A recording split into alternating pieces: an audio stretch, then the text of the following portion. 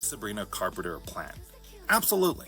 There's no, that's not even a question. But to say that you can't enjoy or respect her because she's an industry plant is self-sacrificial in my opinion, because that's gonna be like 98% of the music industry. You literally open up your playlist right now, whether that be on SoundCloud or Spotify, and go through all the artists that you listen to.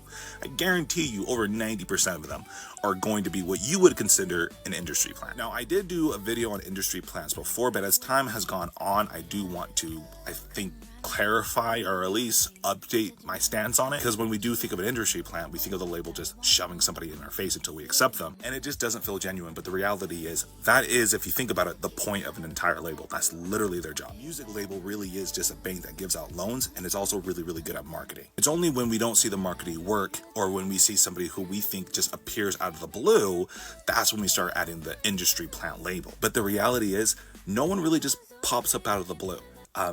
Music is an extremely expensive endeavor. It has always been that way historically, and it still is. It's still really, really expensive to be a full-time musician. That's just the reality of the industry. Sure, you will get those occasional, truly independent, big, massive artists, but they're few and far between. And the closest thing that you could say as an exception on a massive scale, I would consider the SoundCloud generation, because it really was just dudes making music in their rooms, and they happened just to blow up naturally, but they all eventually signed. And they eventually became what another person would consider an industry plant. Someone who they have never heard before, but through the processes of being signed to a major label, we're now exposed to them. Just like in the industry, money and who you know really is going to take you far. Now, I agree. If it's not you, nepotism sucks. But it is also true that nepotism really can only just get you into the door. Like, it really can get you into the rooms with people that can give you the opportunity. You will eventually be expected to deliver, especially with the people in the rooms putting money on you. You can't really hold up. I mean, you fizzle out naturally, just like anybody would. I mean, don't get me wrong, Jada Smith is a pretty good artist, but he is absolutely not his sister. There's a big difference between the two, and you see that with their careers. So yes, I mean, yeah, she's an industry plant.